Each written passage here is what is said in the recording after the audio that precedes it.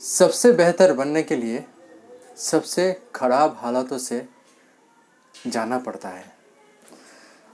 शुभ अष्टमी, दुर्गा पूजा का हार्दिक शुभकामनाएं।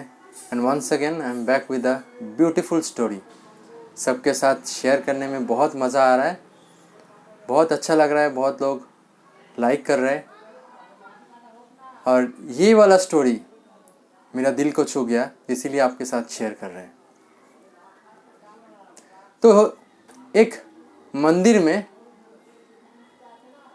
बहुत लोग काम करता था और सबका पगार दिया जाता था।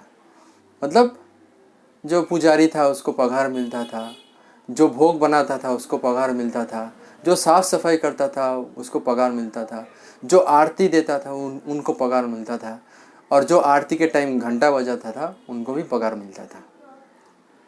तो सब लोग अपना अपना काम बहुत अच्छे तरीके से करते थे। लेकिन यहाँ पे एक आदमी था जो कि अपना काम में एक अलग ही पहचान बना लिया था, और वो था मंदिर में जो घंटा बजाने वाला, जो आरती के टाइम सुबह शाम घंटा बजाने के लिए आते थे और इतना प्यार से, इतना भक्ति भाव से घंटा बजाते थे कि उस आरती का चार चांद लग जाता था। बहुत भक्तजन का समागम होता था, सब लोग आरती देखने के लिए आते थे, और साथ ही साथ इस जो आदमी था जो घंटा बजाता था उसका भी भक्ति भाव देखने के लिए आते थे।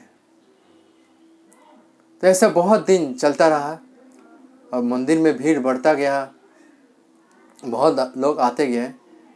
तो ऐसा 2 साल बाद क्या हुआ कि मंदिर का जो ट्रस्टी था वो चेंज हो गया। तो ये मंदिर का जब ट्रस्टी चेंज हो गया तो नया रूल्स कानून आना चालू हो गया, और एक कानून के तहत क्या हुआ, वो लोग डिसाइड किया कि मंदिर में जो लोग काम करेगा सब लोग पढ़ा लिखा होना चाहिए, सब लोग पढ़ा लिखा होना चाहिए। तो एक एक करके सबको बुलाया, जो जो पढ़ा लिखा नहीं था उन लोगों को मंदिर से जो नौकरी था, जो पगार वाला नौकरी था, उससे निकालना चालू कर दिया। तो अभी आया बारी आपका घंटा बजाने वाले का। तो एक घंटा बजाने वाले को बुलाया, उसको अपना जितना भी हिसाब किताब था सब ख़त्म करके उसको पैसा पगार जो भी बचा था उसको हैंडओवर कर दिया और बोला कि कल से तुम मत आना। तो वो घंटा बजाने वाला बेचारा, वो पढ़ा लिखा नहीं था, गरीब इंसान था, तो बोला कि मैं ये काम अच्छा से कर सकता हूँ, तो मुझे ये काम करने दीजिए, मैं ये काम बहुत प्यार से करता हूँ, मुझे ये काम करने दीजिए। लेकिन ये ट्रस्टी जो लोग थे वो लोग बोला नहीं, रूल्स इज़ रूल्स, जो नियम लागू हुआ है सबके लिए एक है, तो आप कल से नहीं आ सकते, यहाँ पे खाली पढ़ा लिखा आदमी घंटा बजा सकता है, जो भी काम है मंदिर का कर सकता है। तो बेचारा क्या करेगा, मायूस होकर निकल गया अपना घर। तो ऐसे ही चलता गया, मंदिर में भक्तजन आते गए, सुबह शाम आरती होते गया, लेकिन वो घंटे बजाने वाला जो था वो अभी नहीं है।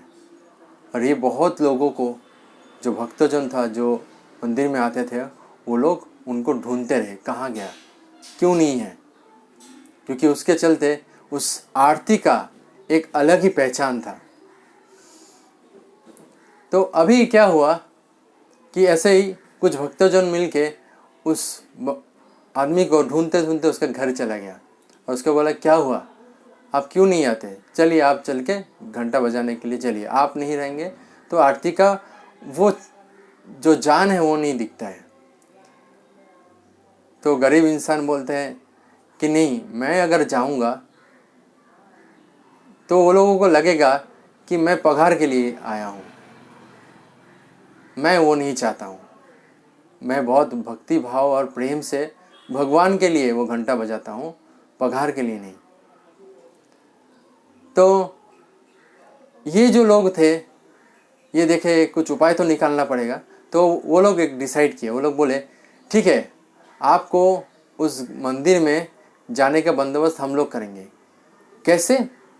तो वो लोग एक आइडिया निकाले, वो बोले, सब लोग कुछ पैसा इकट्ठा करके बोले आप एक मंदिर के बाहर एक अगरबत्ती टाइप का शॉप बना लीजिए, हम लोग आपको पैसा दे रहे हैं, आप वो शॉप में रहिए, आप वहाँ से जो भी सेल्स करना है कीजिए, और जब आरती होगा उस टाइम जाके आप घंटा बजाइए। तो बहुत ही अच्छा सलूशन था।